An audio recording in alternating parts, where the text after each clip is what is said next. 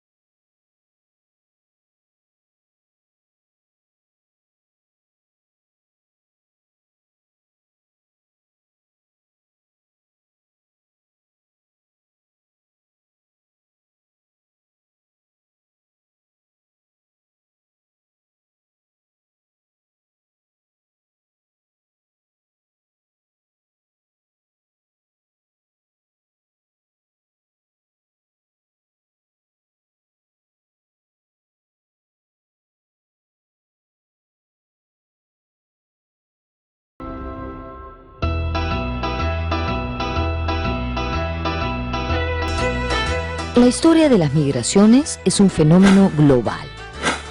Hoy en día resulta imposible entender la historia universal y regional sin tomar en cuenta el traslado de gente de un lugar a otro del globo, en busca de nuevos horizontes y oportunidades.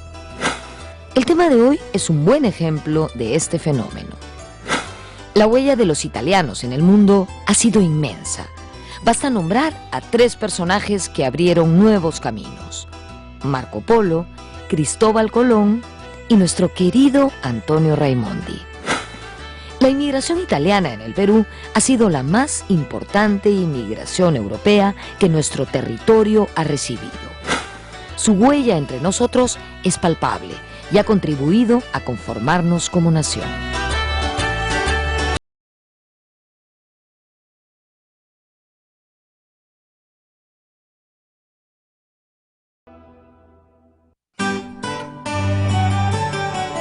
En tiempos de la conquista de América, la corona española poseía territorios en Italia. La República de Génova se encontraba bajo influencia de España. A los genoveses se les consideraba súbditos imperiales, y es en ese contexto que llegaron al Perú los primeros italianos. Eran profesionales, artesanos y artistas de gran talento. El Imperio Romano bebió mucho del arte griego y de la cultura griega, y de ahí se desarrolló mucho el arte italiano, ¿no? Dentro de, sobre todo, el Renacimiento, que es su etapa más importante, donde están todos los artistas que se conocen: Miguel Ángel, Rafael, Leonardo da Vinci. Por el temperamento, la idiosincrasia del pueblo italiano, yo creo que encuentran en el arte un canal de desfogue para manifestarse. La influencia de los artistas italianos fue fundamental para el arte colonial y especialmente para la escuela cusqueña. Uno de estos talentosísimos italianos fue el jesuita Bernardo Vitti, que llegó a nuestro país en 1575 e instaló su taller en Lima. Vitti pertenecía a una escuela que empleaba la pintura como un medio de instrucción religiosa. Él viajó por el sur del virreinato e incluso llegó a vivir algunos años en el Cusco. En Lima decoró con pinturas las paredes de la iglesia de San Pedro y pintó de dorado sus retablos. Detrás de mí está una de sus más grandes obras, La Coronación de la Virgen. Realmente es una pintura magnífica. Está en la sacristía de la iglesia de San Pedro. Lamentablemente no puede ser visitada por el público en este momento porque entra a proceso de restauración. Sin duda, definitivamente, las obras de Vitti sirvieron de modelo para nuestros artistas del periodo virreinal.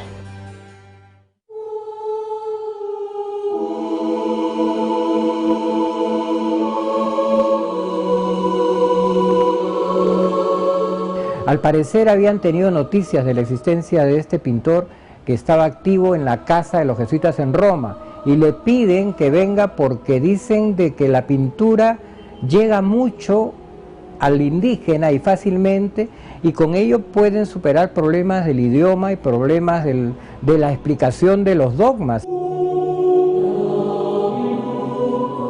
El objetivo de Vitti era evangelizar a través del arte. El maestro italiano pasó buen tiempo en la ciudad puneña de Juli, que funcionaba como un importante centro de difusión de la doctrina cristiana. En Puno existía una ciudad muy importante que era Juli, que era un centro de evangelización, de adoctrinamiento del indígena. Ahí está un buen tiempo. Juli, ese pueblo ahora quizás olvidado en Puno, era conocido en aquella época como la Roma de las Indias, porque de ahí es donde partieron los evangelizadores a las misiones jesuitas de Paraguay, del norte de Argentina. Bernardo Vitti pertenecía a la escuela romana y era cultor del estilo de moda en Europa, el manierismo.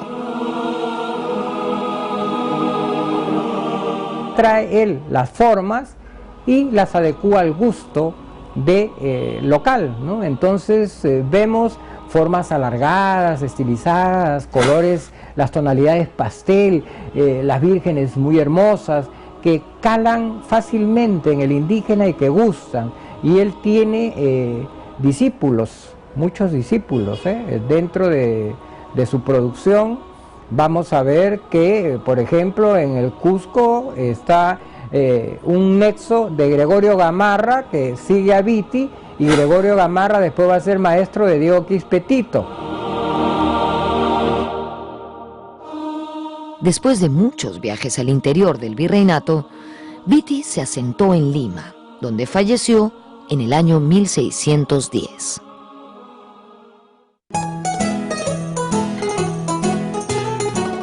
Otro notable pintor italiano de la época colonial fue Mateo Pérez de Alessio, quien llegó al Perú alrededor de 1588. A diferencia de Vitti, de Alessio no era religioso. Su intención era enriquecerse realizando obras por encargo.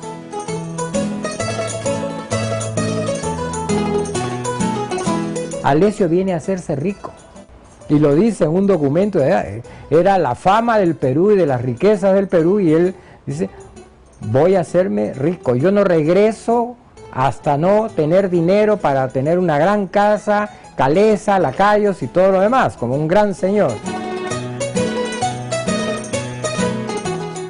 Mateo Pérez de Alessio llegó al Perú precedido de una destacada carrera en Europa.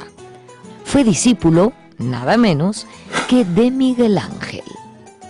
En Roma había realizado grandes obras de carácter religioso.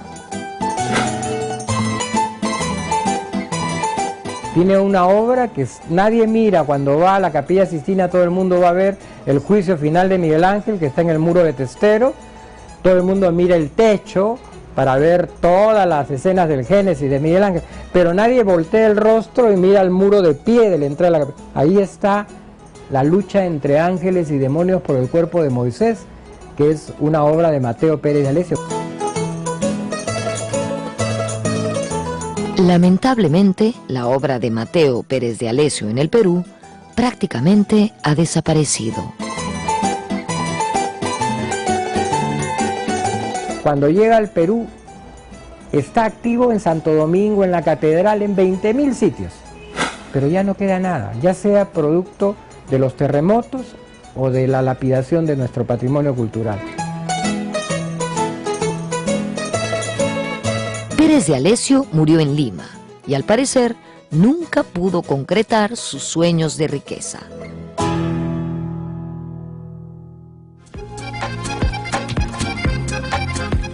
Otro destacado pintor italiano de época colonial fue el romano Angelino Medoro. Medoro llegó al Perú a fines del siglo XVI y fue una persona cercana a Isabel Flores de Oliva, nuestra Santa Rosa de Lima. Es más, él le realizó un célebre retrato cuando la santa acababa de morir. Se considera que la imagen de Medoro es la representación más fidedigna del verdadero rostro de la primera santa americana.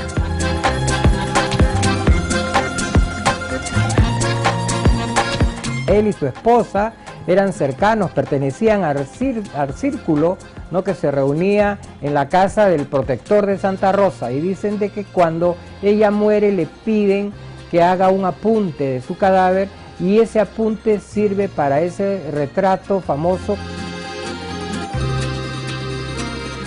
Medoro realizó numerosas pinturas que se conservan actualmente en museos y conventos peruanos. A diferencia de Vitti, él sí firmaba sus obras. Firmaba Medorus Angelinus, pintor romano, ¿no? El último firmado es de 1618, es una inmaculada que está en la iglesia de San Agustín, y después se le pierde el rastro. De los tres pintores italianos, es el único que no muere acá, sino regresa a Sevilla. No podemos dejar de mencionar que fue un italiano, Antonio Ricardo, quien introdujo la imprenta en Lima. Patrocinado por los jesuitas en el año 1584, Antonio Ricardo imprimió por primera vez un libro en el Perú. Antonio Ricciardi, ¿no?, que fue el primer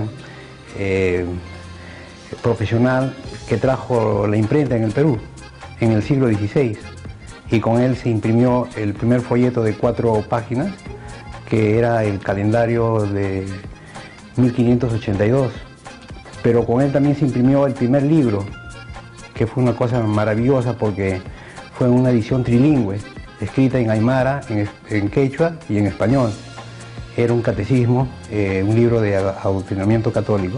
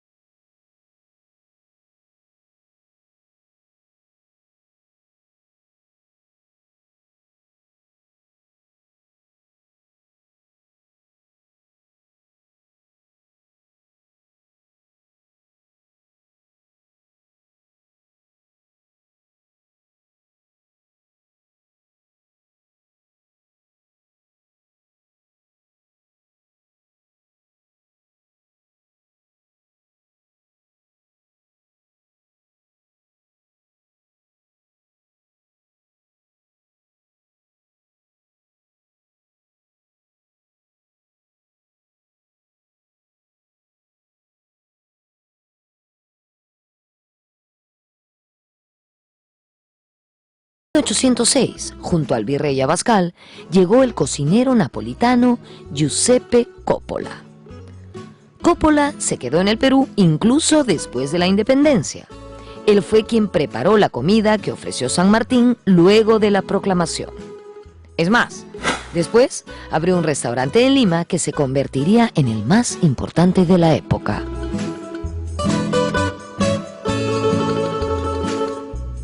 Años antes, entre 1791 y 1792, el ilustrado milanés Joseph Rossi y Rubí había sido el principal redactor del Mercurio peruano. Rossi fue autor del célebre artículo Idea General del Perú. En la campaña libertadora destacó el médico italiano José Caffari. Caffari apoyó la causa patriota en el Perú y, perseguido por las autoridades realistas, escapó a Venezuela. En 1823 regresó como cirujano mayor del ejército de Simón Bolívar. Se enrola en el ejército bolivariano y viene como médico del ejército bolivariano. Participa aquí, peleando y curando a los heridos en plena revolución por la independencia. Cuando Bolívar se retorna a Venezuela, Caffari se queda aquí en el Perú, ¿no? Y muere en el Callao.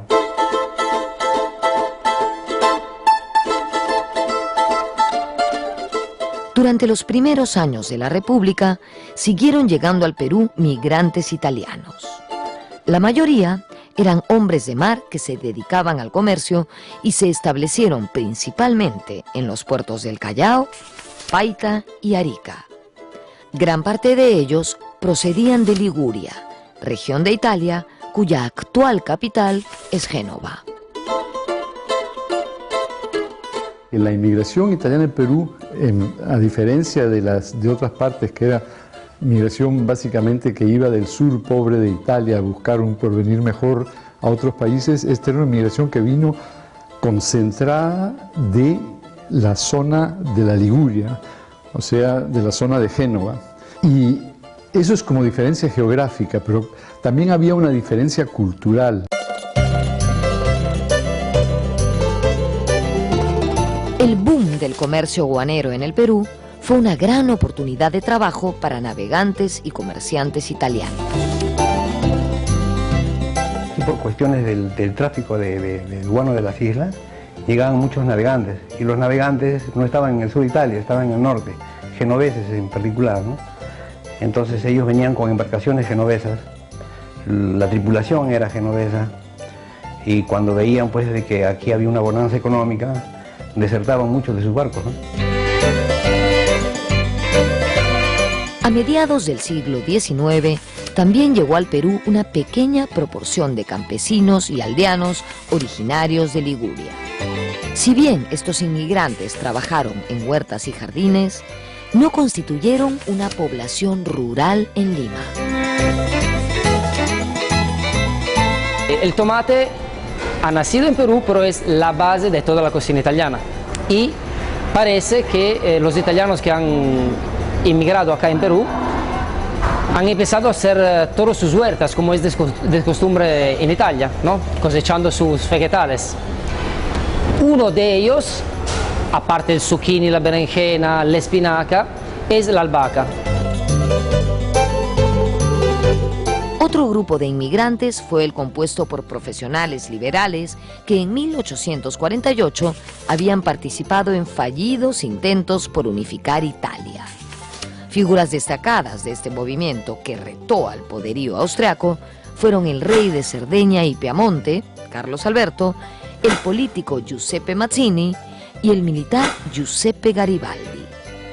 Muchos de los que participaron en ese levantamiento emigraron a países de Hispanoamérica, entre ellos el Perú. Eran perseguidos políticos, pero podían ir a cualquier lugar y escogieron el Perú. Escogieron el Perú por razones económicas, ¿no? Porque en aquel entonces había la bonanza del guano de la isla, ¿no? Entonces ellos iban a encontrar aquí definitivamente buenas oportunidades para poder sobrevivir, ¿no? Entre los italianos que escaparon de la represión austriaca había muchos médicos y hombres de ciencia. Ellos encontraron oportunidad de trabajo en la Escuela de Medicina de la Universidad de San Marcos.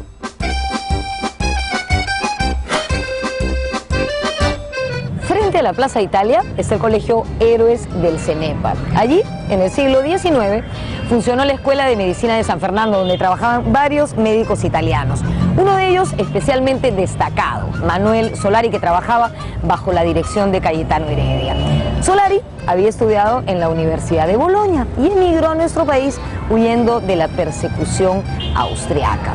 Él dedicó gran parte de su tiempo a la exploración clínica y a la práctica de autopsias, y además fue catedrático en San Fernando. Otro médico italiano destacado fue Stefano Campodónico, pero él sí estudió aquí, en San Marcos. Luego hizo estudios de especialización en la Universidad de Bolonia, en oftalmología. Él fue un importante miembro de la comunidad italiana. Fue director del Hospital Italiano en Lima y director también de la Sociedad de Beneficencia Italiana entre 1906 y 1937. Se caracterizó siempre por su espíritu filantrópico. Uno de esos científicos que llegaron al Perú tras el fracaso del levantamiento de 1848 fue el sabio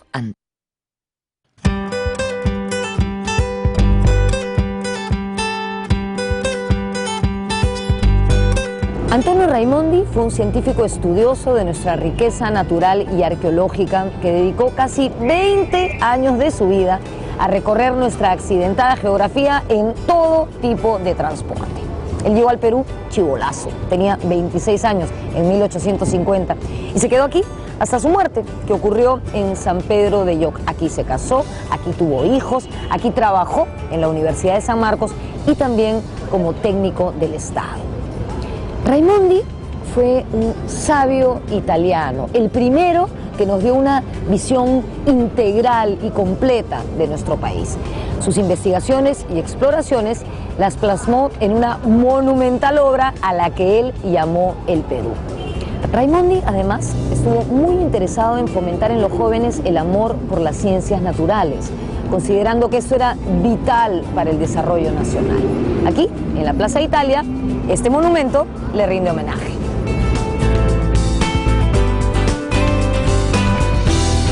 Entre las colonias europeas, la italiana fue siempre la más numerosa. Se ubicó principalmente en Lima y el Callao. En 1850 vivían en Lima aproximadamente 1.500 italianos. En 1857 la cifra aumentó a más de 3.000 y en 1876 a 5.000. A partir de entonces, ese número se iría reduciendo paulatinamente.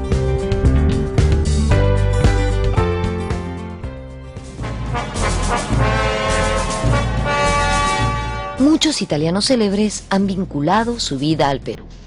Uno de ellos fue el legendario héroe de la unificación italiana, Giuseppe Garibaldi. Garibaldi estuvo en nuestro país entre 1851 y 1853, despertando la admiración general. Pocos saben que el gran Garibaldi, apenas 15 días después de desembarcar en el Callao, se nacionalizó peruano. Él quería trabajar como capitán de barcos comercializadores de guano, y para ello era necesario tener la nacionalidad peruana. Quien le da cobija es un comerciante de alto bordo, Antonio Malagrida. ¿Y sabe dónde es? En la calle Polvos Azules, que está detrás del Congreso. Hay una calle, unos altos ahí. Y Antonio Malagrida tenía muchísimo dinero. Ahí le dio cobija, pero a la vez él viajaba mucho al Callao. Y tenía un amigo, Schiantarelli, el dueño del jardín Schiantarelli, que estaba en el Paseo Garibaldi. Una vez nacionalizado, Garibaldi trabajó en la Marina Mercante peruana. Garibaldi regresó a Italia en 1854. Allí secundó la empresa unificadora dirigida por el conde di Cavour y el rey de Cerdeña, Víctor Manuel II. Al mando de 1.000 voluntarios llamados los Camisas Rojas, Garibaldi conquistó la isla de Sicilia. En 1861 se reunió el primer parlamento italiano y se proclamó a Víctor Manuel II como rey de Italia. Cuando el 20 de septiembre de 1870 el ejército italiano tomó Roma, se desató el júbilo entre la colonia italiana en el Perú. Se había conseguido la ansiada unificación. Para entonces, en la colonia italiana, destacaban importantes figuras como el músico Claudio Rebagliati, quien restauró y armonizó el himno nacional en 1870. Por otro lado, en 1883, el abogado Tomás Caivano publicó un libro sobre la guerra con Chile. Caivano, como muchos italianos, estaba casado con una peruana. Se casó con una chica de los Barrios Altos. Tuvieron una hija a quien él le dedica su libro, pues. Y ese italiano acriollado, pero es formidable por todo lo que dice, ¿no? Todas las barbaridades de los chilenos. Los chilenos lo acusan de ser peruanófilo, pero no, él había estado acá y había comprobado. A él no se lo contaron. En el ámbito periodístico destacó Emilio Secchi, fundador de La Voce d'Italia. La colonia italiana sintió profundamente el impacto de la guerra con Chile.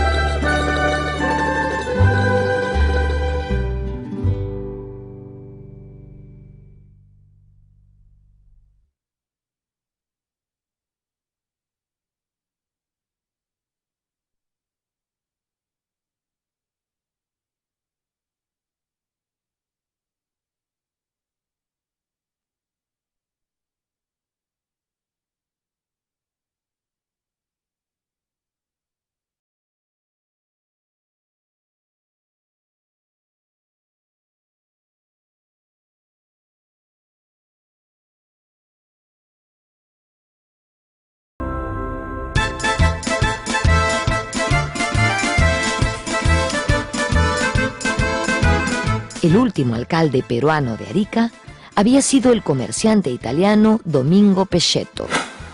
Pechetto era amigo de Francisco Bolognesi, el héroe de Arica.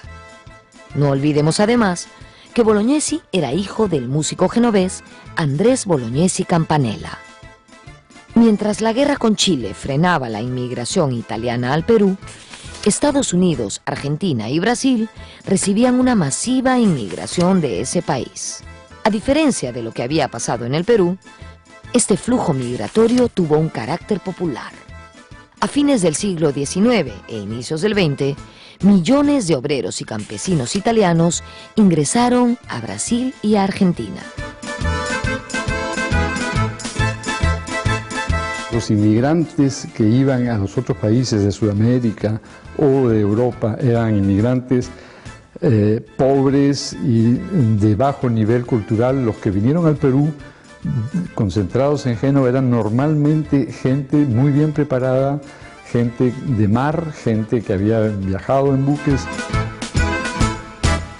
Según el investigador Giovanni Bonfiglio, al Perú llegaban solo los inmigrantes que podían generar su propio negocio o los que podían ser empleados por otros italianos. Las condiciones económicas y sociales del Perú no ofrecían la posibilidad de una inmigración masiva.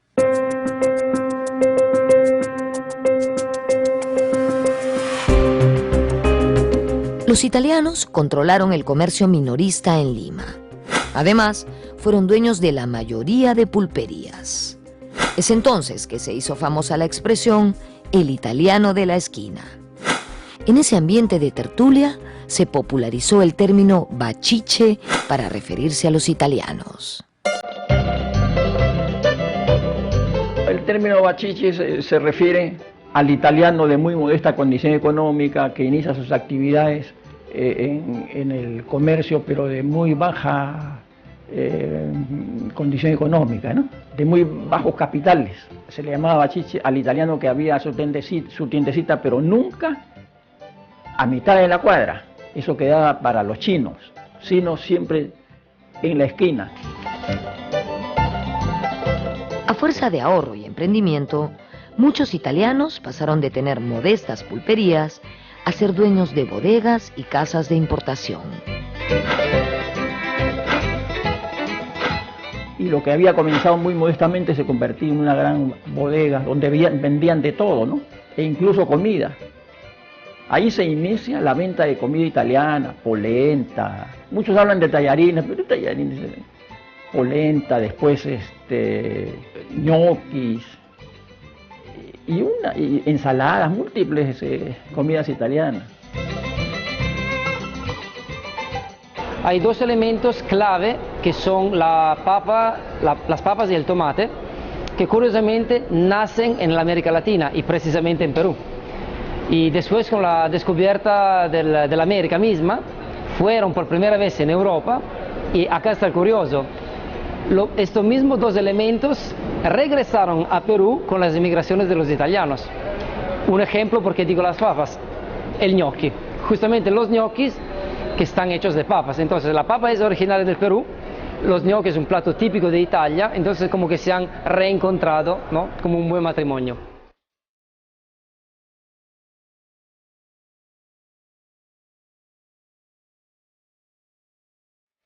Como todos los inmigrantes que llegaron a nuestro país, los italianos trajeron sus costumbres, y entre ellas, evidentemente, las culinarias. Después de muchos años de presencia italiana en el Perú, los ingredientes y preparaciones de la cocina italiana se fusionaron con los nuestros, creándose una especie de cocina ítalo-peruana. A ver, por ejemplo, la torta pascualina de Génova se convirtió aquí en el pastel de acelgas. La tripa a la fiorentina se transformó en el mondonguito a la italiana. El pesto, una preparación famosísima de la zona de Liguria, con algunas modificaciones, fue el ingrediente esencial para nuestros tallarines verdes. Y la sopa minestrone, acriollada, se convirtió en el rico menestrón.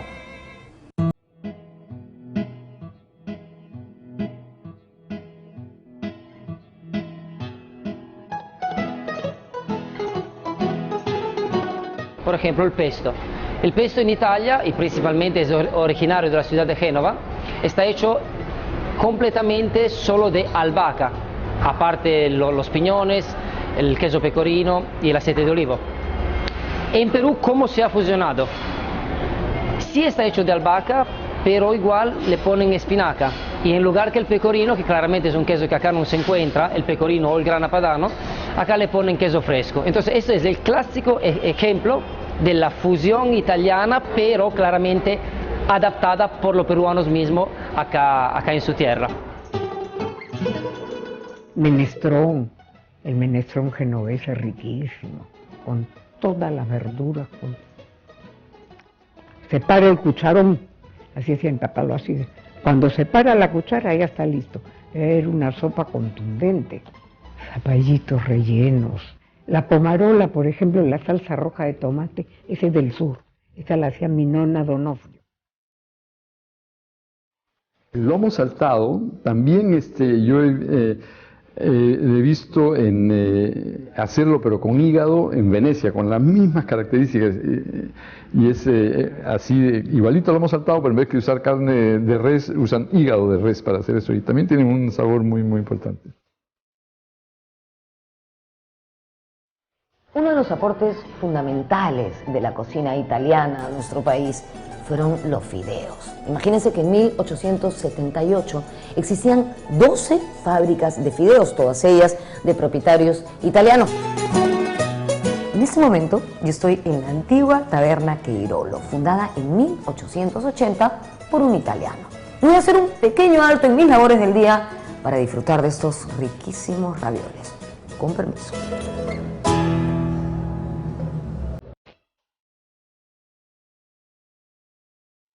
Y si hablamos de comida italiana, no podemos dejar de mencionar a la mundialmente famosa pizza.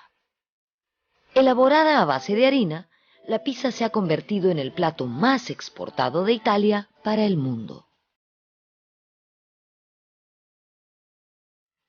La grande diferencia que intentamos nosotros con Mamma Tomato de llevar acá en Perú, y no solo en Perú, en toda América Latina. es la forma diferente de hacer la pizza, empezando de la elección de la materia prima para hacer la masa. Después de la masa, la frescura y la preparación, el método de preparación de los ingredientes que van encima de la misma pizza.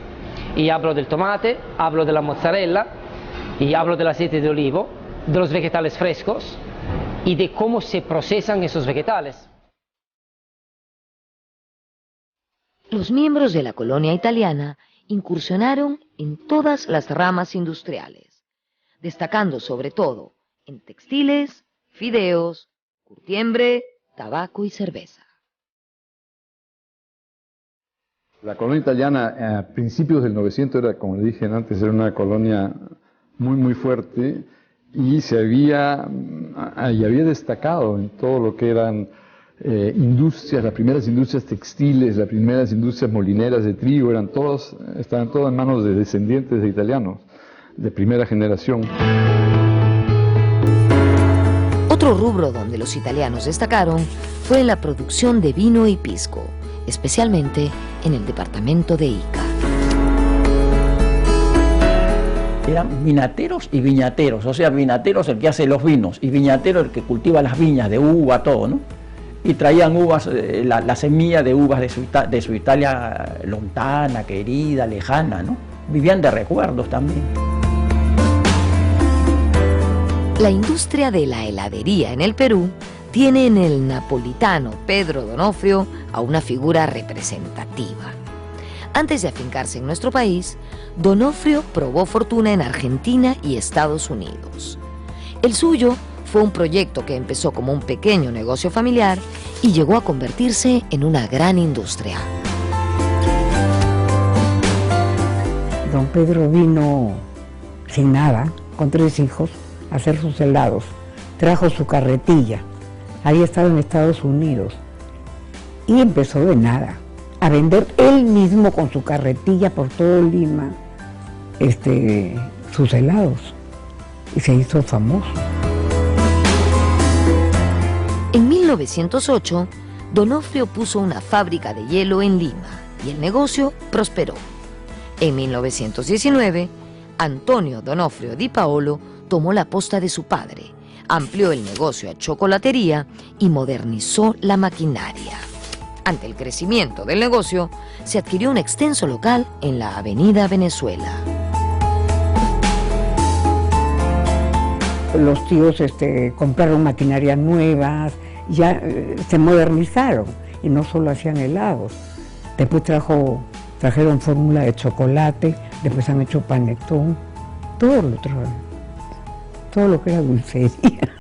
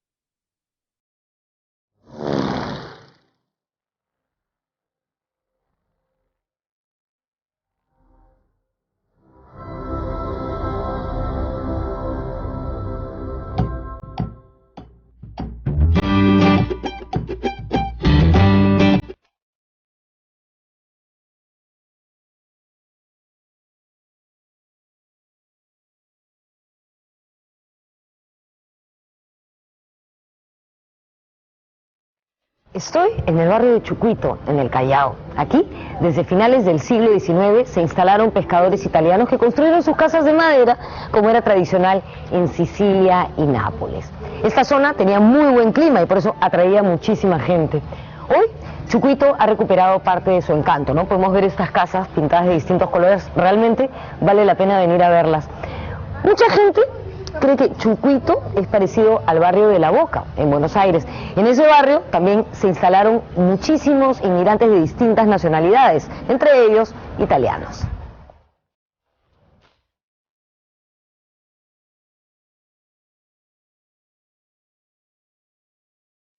Los pescadores de Chucuito, por ejemplo, bueno, fue toda una organización. Ellos introdujeron sistemas de pesca con la atarraya y una serie de cosas comunes y corrientes que acá no la usaban. Formaron un pueblo, el pueblo de Chucuito, pues que hasta ahora existe, y lo interesante que eran casas de madera pintadas con diferentes colores. Y en la playa estaban sus chalanas, sus botes, muy modestamente, pero ahí vivían bien.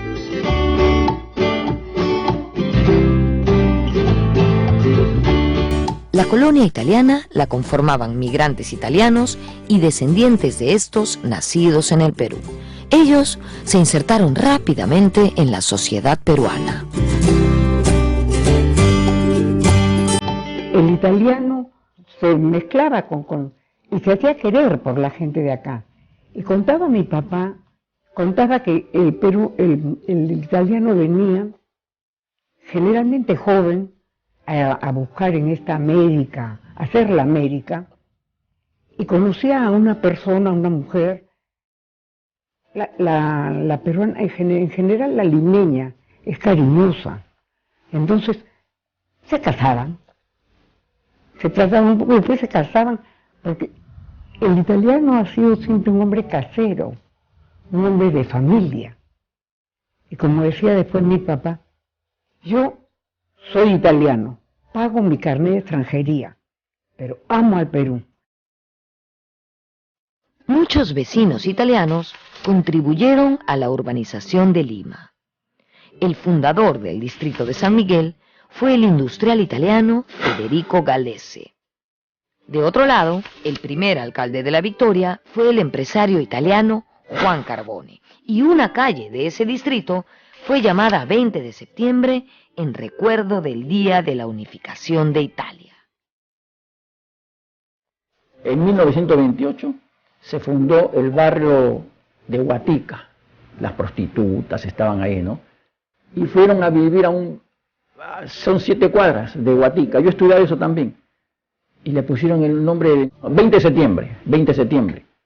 Pero ese era el día de la unificación italiana. Entonces ellos protestaron y le pusieron, la municipalidad le puso a esa calle el nombre de un río que corría por ahí, que era el río Guatica.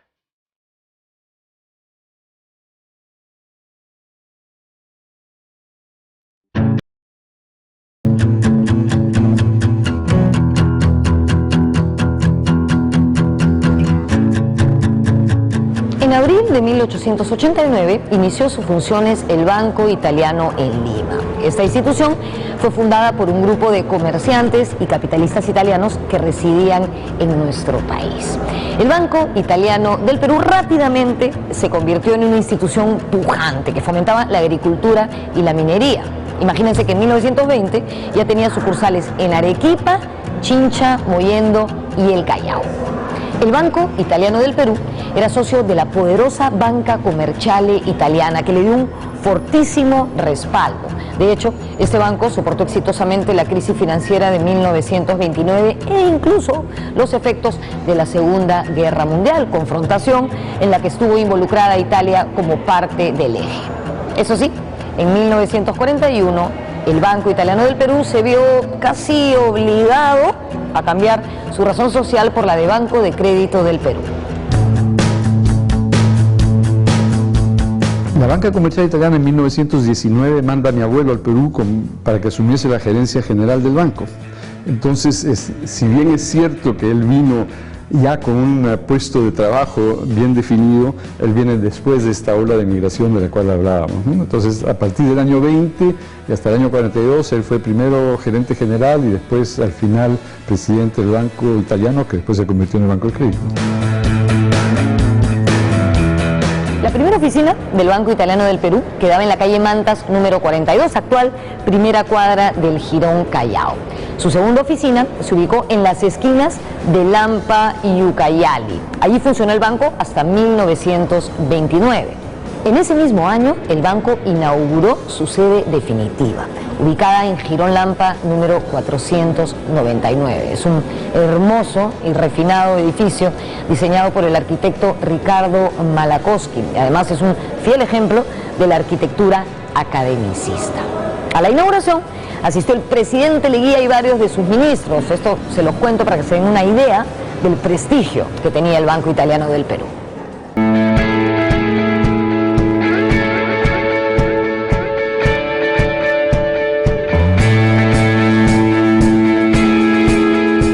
En el siglo XX se hizo necesaria la construcción de un colegio más moderno y espacioso. Giovanni Raffo y Fortunato Brescia donaron un terreno que tenían en la recién inaugurada Avenida Arequipa, y allí en 1929 comenzó a construirse el nuevo colegio italiano, que llevaría el nombre de Antonio Raimondi. Años más tarde, en 1996, se comenzó a construir la nueva sede del Colegio Antonio Raimondi en La Molina, que es donde estoy en este momento. Un año después llegaron los primeros alumnos. Sin duda, es clarísimo el compromiso de la colonia italiana con la educación.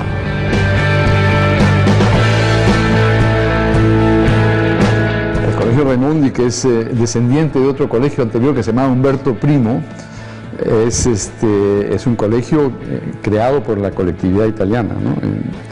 Cumplió 80 años hace 3 años, es un colegio que ha tenido mucho desarrollo.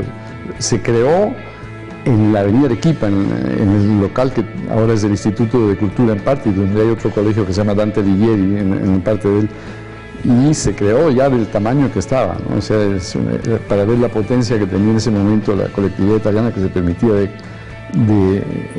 financiar un colegio de esa envergadura.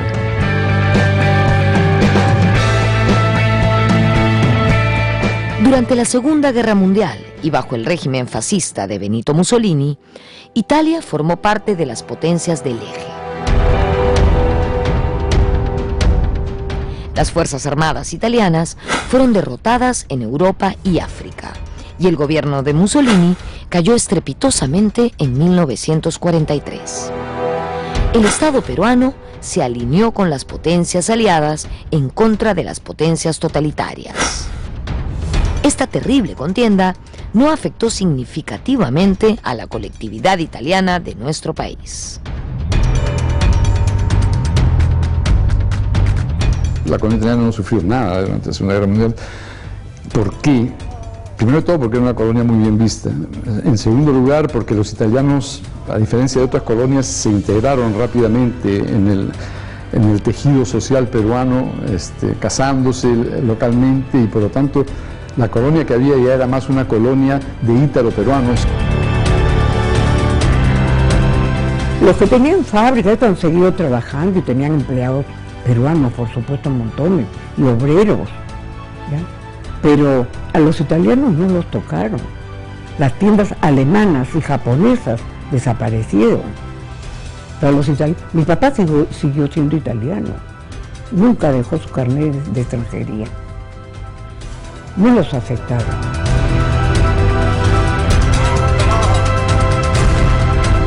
En las décadas siguientes y ante la disminución de la presencia juvenil, la población originalmente italiana en el Perú fue reduciéndose. Sin embargo, los descendientes de los inmigrantes ya forman parte de la nación peruana.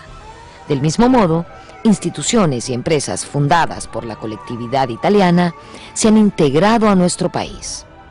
Por ejemplo, las compañías de bomberos creadas por la colonia italiana en el siglo XIX se han convertido en instituciones netamente peruanas. Como bien dice el sociólogo Giovanni Bonfiglio, los inmigrantes italianos contribuyeron al fortalecimiento de la sociedad civil peruana. A lo largo de los siglos, Los italianos que llegaron al Perú aportaron en el arte, la ciencia, la industria, las finanzas, el comercio y la gastronomía. Los italianos nos enriquecieron y siguen haciéndolo, con esa combinación de alegría, espíritu industrioso y sensibilidad artística.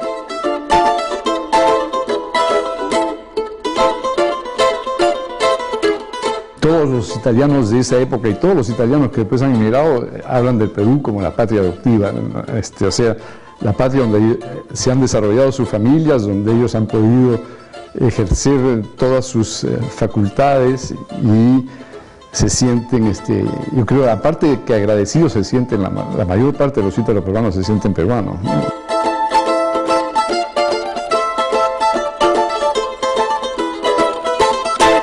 Como hemos visto a lo largo del programa, la influencia de los italianos en nuestra cultura, en nuestra cocina, en el arte, ha sido verdaderamente importante. Estoy segura de que cada vez que nos comamos unos tallarines verdes, un mondonguito a la italiana o una pizza, recordaremos muchas de las cosas que hemos visto en este programa. Les recomiendo, ahora que estoy en Chucuito, barrio prácticamente establecido por pescadores italianos, que se den una vuelta por aquí y por la ciudad, en familia. Realmente vale la pena hacerlo. Nos vemos en la próxima.